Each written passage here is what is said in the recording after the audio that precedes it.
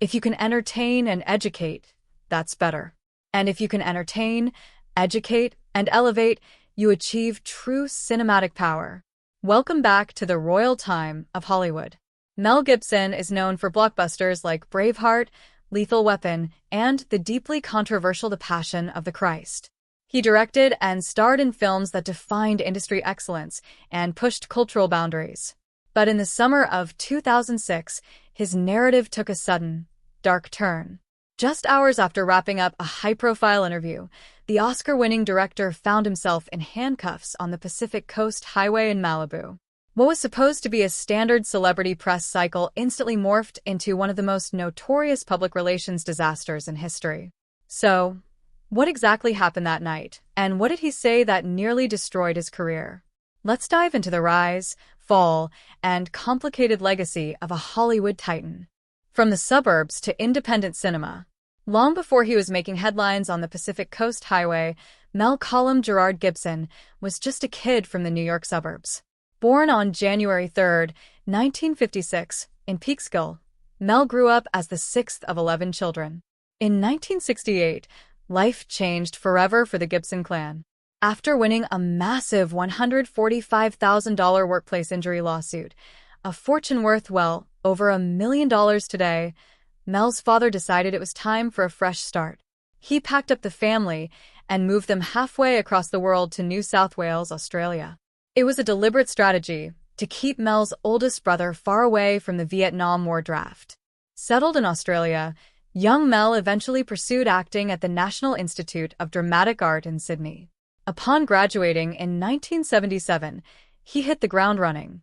He landed the title role in a little independent film called Mad Max. It paid him just $9,000, but it rewrote the rules of independent cinema and changed his life forever. By the mid-1980s, America was calling. Mel made his big Hollywood debut, but it was his 1987 turn as the unhinged Martin Riggs in Lethal Weapon that permanently cemented his status as a global leading man. Throughout the 1990s, Mel masterfully balanced blockbusters like Ransom with major passion projects. Not content with just being the face in front of the camera, he founded Icon Productions and stepped behind it.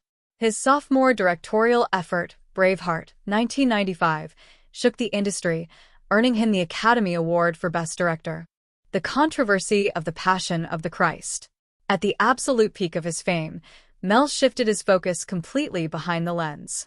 In 2004, he released The Passion of the Christ, a deeply personal film shot entirely in Aramaic and Latin focusing on the final 12 hours of Jesus' life. Mainstream Hollywood studios refused to touch the toxic script, forcing Gibson to fund and distribute the film with his own money. The film instantly sparked a massive global fight. Audiences were completely split down the middle. While some praised it as a spiritual masterpiece, critics, historians, and religious leaders were furious. Many argued that Gibson bypassed traditional biblical love and scripture just to shock audiences with extreme, unrelenting violence. The biggest backlash centered around accusations of anti-Semitism. Critics denounced the movie for framing the Jewish characters as a bloodthirsty mob demanding maximum suffering, reinforcing dangerous ancient prejudices. Despite the immense controversy, or perhaps fueled by it, the film became a historic box office juggernaut, pulling in over $370 million in the US alone. While the project made Gibson incredibly rich, it completely derailed the career of its leading man, Jim Caviezel. Before playing Jesus, Caviezel was a rising Hollywood star. He later revealed that Hollywood completely blacklisted him after the movie came out. Shockingly, Mel Gibson had actually warned him this would happen, begging him not to take the part because he would never work in this town again. Caviezel took the risk anyway due to his faith and claims he holds no regrets. If you're enjoying this video, make sure to check out the other stories and shocking updates on our channel. We've covered many incredible celebrity journeys, tragic endings, and untold Hollywood secrets that you don't want to miss. Binge watch our previous videos to discover more surprising facts, emotional stories, and where your favorite stars are today. Your support helps us bring you more powerful content like this, so don't forget to explore, watch more, and stay tuned for the next video. The Malibu traffic stop that ruined everything. Just 2 years after his religious epic split audiences, Gibson's private life completely imploded. In the early hours of July 28, 2006, Gibson was pulled over on the Pacific Coast Highway for doing a wild 87 miles per hour in a 45 miles per hour zone. When the deputy administered a breathalyzer, Gibson's blood alcohol level came back at 0.112%. The moment he was placed under arrest, the disaster truly began. A heavily intoxicated Gibson unleashed a barrage of deeply offensive, anti-Semitic remarks to the arresting officers. Months later, Gibson sat down for an exclusive television interview with Diane Sawyer on ABC News to address the incident publicly for the first time. Looking back at his hateful statements, Gibson apologized, labeling his own remarks as despicable and the stupid, meaningless rambling of a drunkard.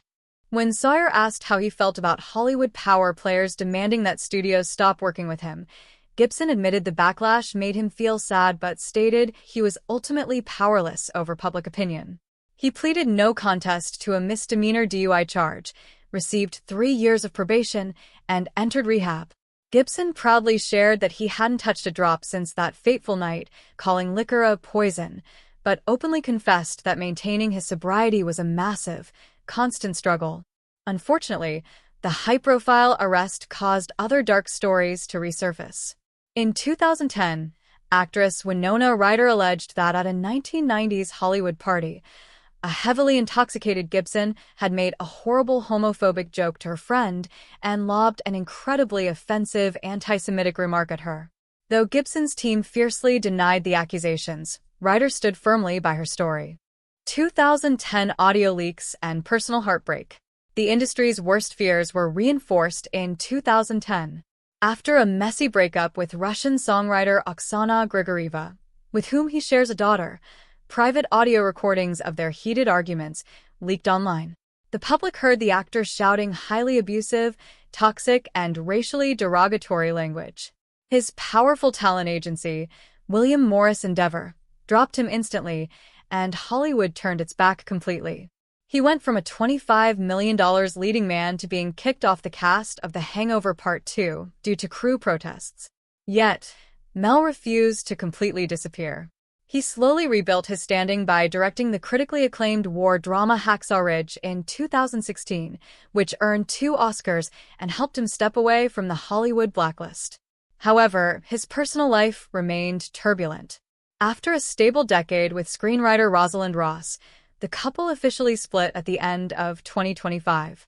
Compounding his heartbreak, the universe threw another devastating hurdle his way in early 2026. Mel was left completely shattered by the sudden, tragic death of his former co-star and close friend, French actress Nadia Fares, who passed away at the age of 57 after a tragic swimming pool accident in Paris. Insiders claimed their close bond had recently blossomed into a quiet romance, making her passing an incredible, devastating loss on his timeline. What is your favorite Mel Gibson film? Mel Gibson's journey has been a wild, unpredictable ride, a story of unmatched Hollywood highs, self-inflicted rock bottoms, and a relentless drive to create art on his own terms. What Mel Gibson movie is your absolute favorite to this very day?